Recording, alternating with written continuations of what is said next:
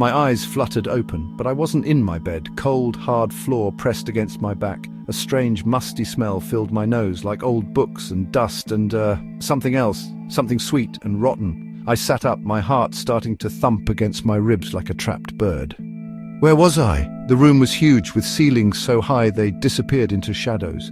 Moonlight streamed through a tall, arched window, painting silvery stripes across the dark wooden floor.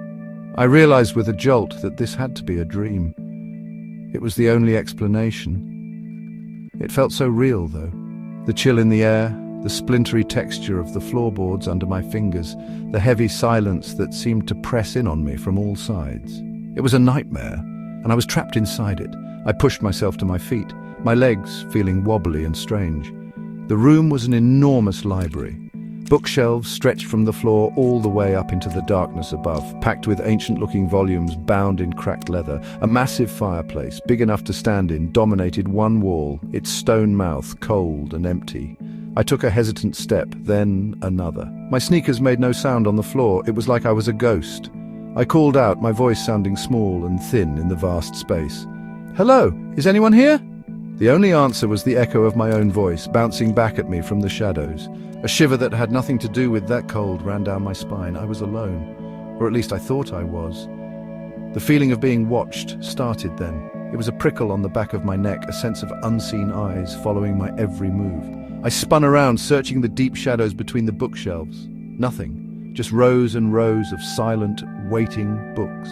But the feeling didn't go away. It grew stronger, heavier, like a physical weight. I hugged my arms around myself, trying to stop the trembling that had started in my hands. This dream was getting worse by the second. I needed to wake up. I squeezed my eyes shut and thought about my bedroom, my warm blankets, the familiar poster on my wall. "Wake up, wake up, wake up," I chanted in my head. But when I opened my eyes, nothing had changed. The cold, silent library was still all around me. Suddenly, a sound broke the silence. It wasn't my voice this time. It was the slow, heavy creak of a door opening somewhere nearby. My head snapped toward the sound. At the far end of the library, a set of enormous double doors, which I hadn't noticed before, was swinging inward. A faint light spilled into the room, silhouetting a group of figures standing in the doorway. They weren't moving, just standing there as if waiting for something. My fear was suddenly mixed with a new feeling, curiosity. Who were they? Were they part of this nightmare too? Slowly, cautiously, I started walking toward them, my heart hammering a frantic rhythm against my ribs. I had to know, I had to see who else was trapped in this terrible dream with me. As I got closer, I could see them more clearly. There were 10 of them clustered together just inside the grand entryway of the mansion. They looked as confused and scared as I felt. We were all teenagers, a strange collection of strangers brought together by this shared nightmare. The massive front door slammed shut behind them with a deafening boom that shook the entire floor, making us all jump. A heavy iron bolt slid into place with a loud, final clang. We were locked in. There was no going back. We were prisoners of this dark, creepy house. A wave of panic washed over me, cold and suffocating. We were trapped, all of us. I looked from face to face, trying to read their expressions in the dim light. A boy with bright, spiky red hair, Liam, was trying to look brave, but his fists were clenched so tight his knuckles were white. Standing near him was a girl named Chloe, who kept pushing her glasses up her nose, her eyes wide with a nerdy kind of curiosity, as if this were all just a fascinating puzzle to be solved.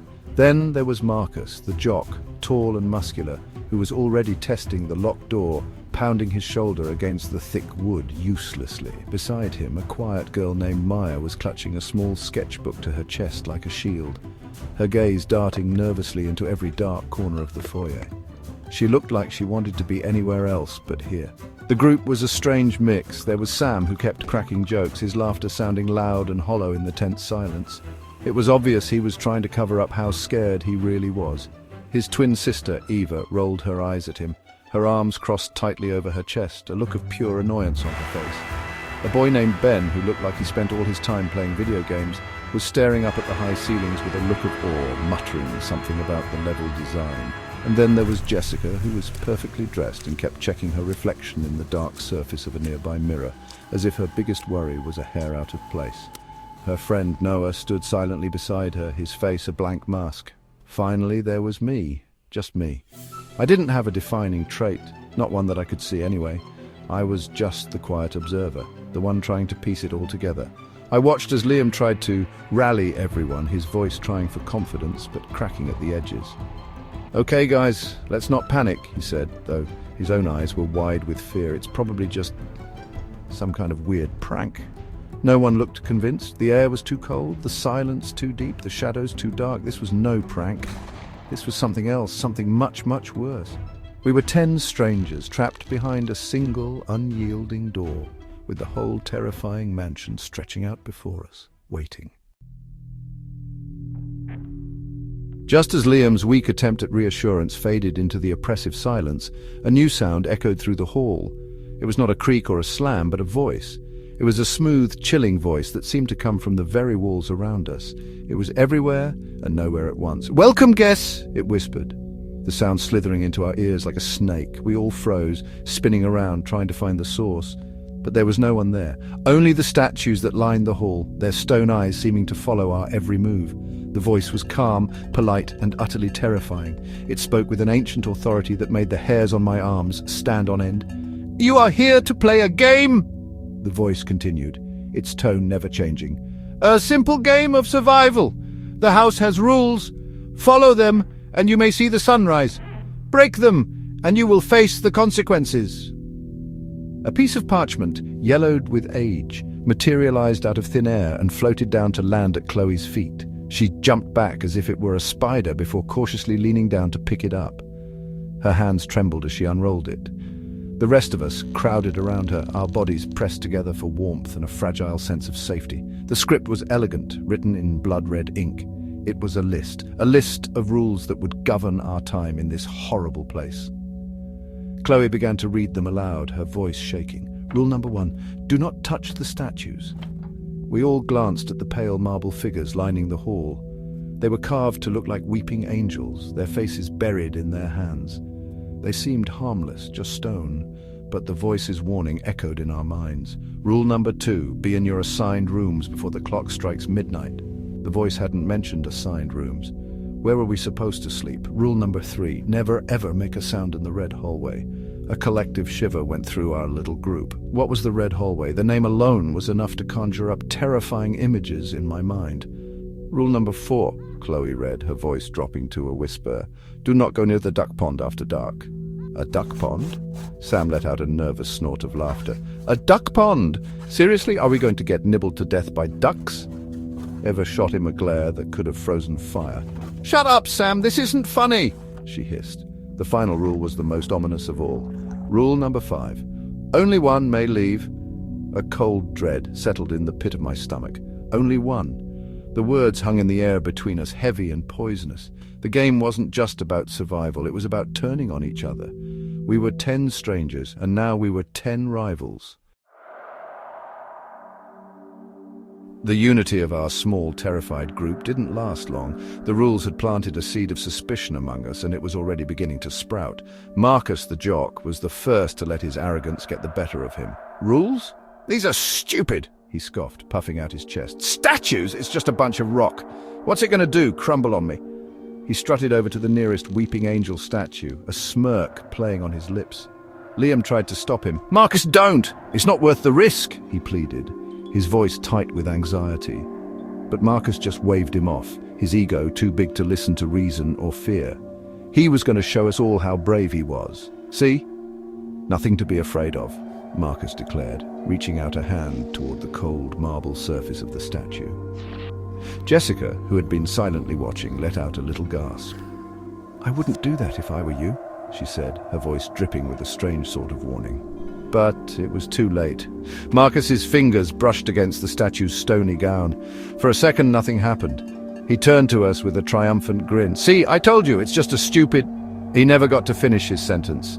The moment he spoke, a sound filled the hall, a low, grinding noise, like stones scraping against stone. It was a sound that vibrated deep in my bones and made my teeth ache. We all stared in frozen horror as the statue began to move.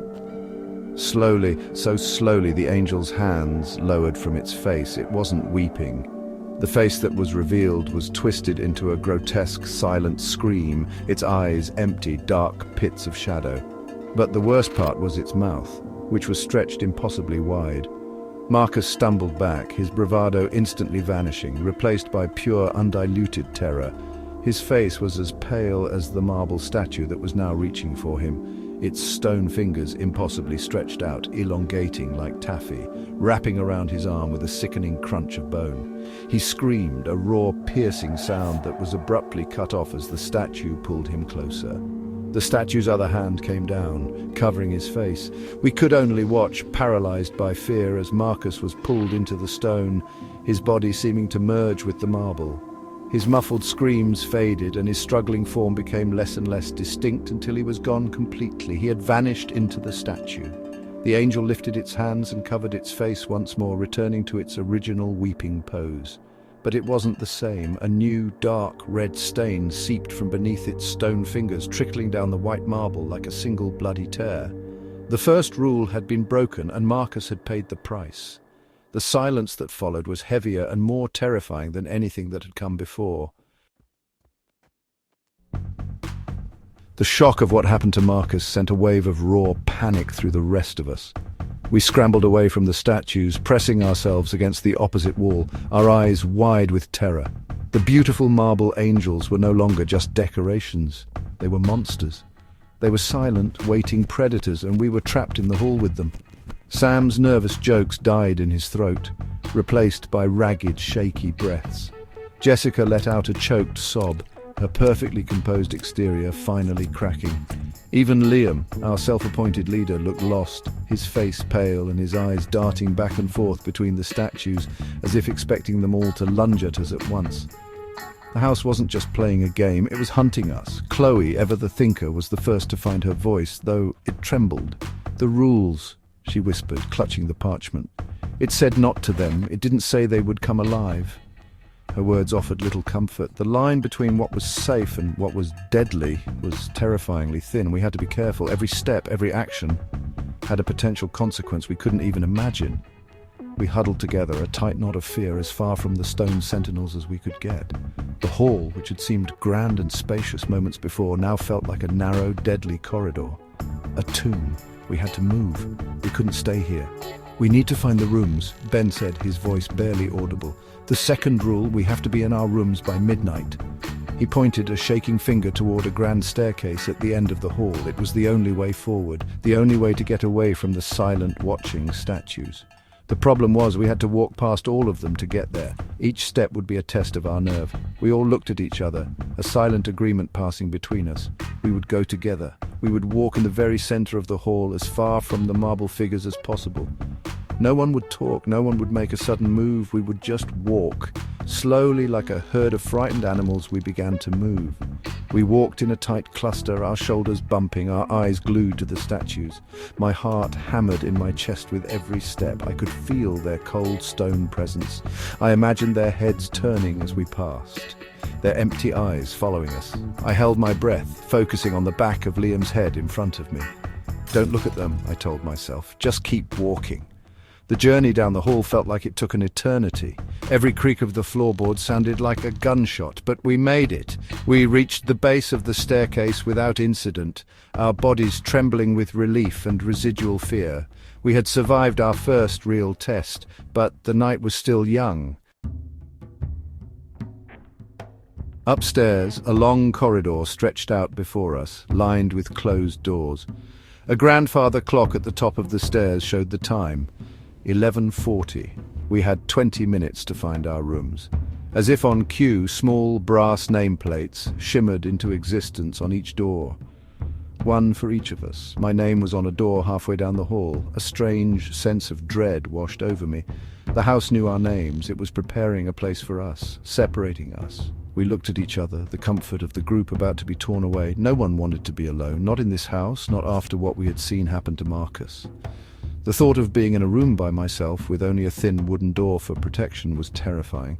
Eva was the most vocal about her fear. "I'm not going in there alone," she said, her voice shaking as she looked at the door with her name on it. "Sam, you have to stay with me." Her twin brother, for once, didn't have a joke ready. He just nodded, his face grim. "We'll figure something out," he said, trying to sound reassuring, but the rules were clear. Be in your assigned rooms. We didn't know what the punishment would be for breaking that rule, but none of us wanted to find out. We were caught in a terrible dilemma. Face the unknown punishment together, or face the terrifying darkness alone. The clock on the wall ticked loudly, each second chipping away at our time, pushing us toward a decision. As we hesitated, a new horror began. Whispers. They started faintly, like the rustling of leaves, seeming to come from the walls themselves. They were sinister and sibilant, slithering around us. The whispers weren't just random sounds, they were personal. I heard my own name followed by a soft, mocking laugh. I heard it mention my secret fear of being forgotten, of disappearing without anyone noticing.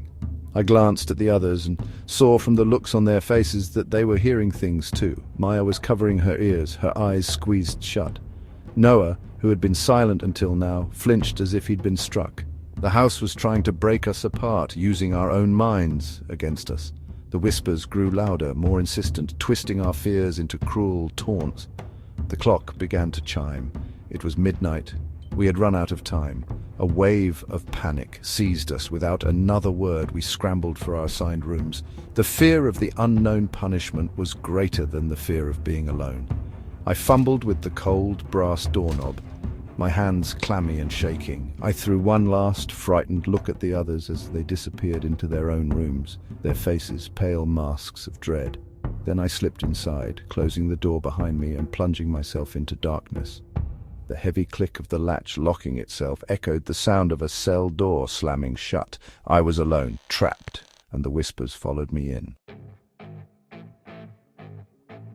The night passed in a blur of sleepless terror. I sat huddled in a corner of the pitch-black room, listening to the whispers and the frantic beating of my own heart, until, finally, exhaustion claimed me.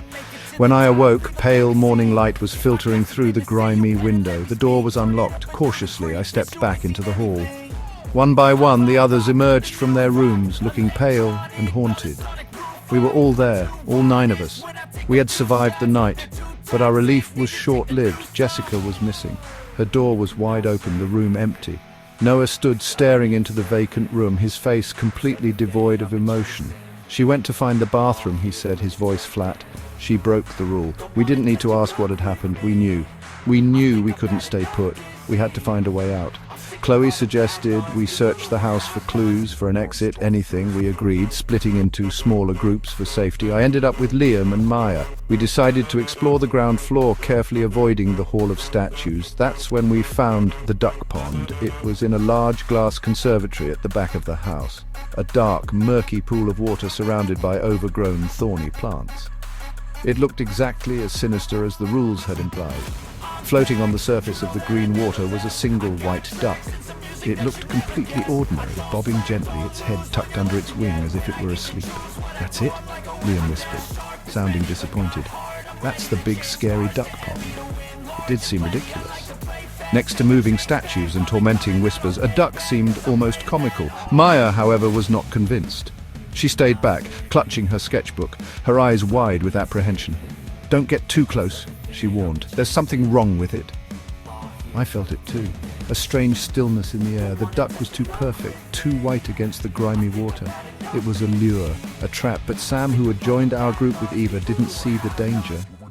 He saw a chance to be a hero, or maybe just a fool. "It's just a bird," he said, rolling his eyes. "I'm thirsty." Before anyone could stop him, Sam knelt at the edge of the pond and cupped his hands to scoop up some water. The moment his fingers touched the surface, the duck's head snapped up. Its eyes were not the beady black eyes of a normal duck. They were glowing, malevolent red pinpricks of light. Its bill opened, not with a quack, but with a horrifying, screeching roar that was a mix of tearing metal and a human scream. It lunged from the water, its body swelling and distorting. Feathers fell away to reveal slimy green skin. Its neck elongated and its bill opened wider and wider, filled with rows of needle-sharp teeth. It wasn't a duck, it was a monster. It seized Sam in its massive jaws and dragged him screaming under the dark, churning water. We ran, we didn't even think. We just turned and fled from the conservatory, the horrifying screeches of the duck monster and Sam's fading screams echoing behind us. We sprinted blindly through the mansion's twisting corridors, our lungs burning, our minds reeling from the fresh horror. We had lost Marcus to the statues, Jessica to the midnight rule, and now Sam to that thing in the pond. Our group of 11 was dwindling fast. The game was getting more deadly, and our chances of survival were getting smaller and smaller. We eventually collapsed in a dusty drawing room, gasping for breath. The faces of our lost friends swimming before our eyes. The weight of our failure was crushing.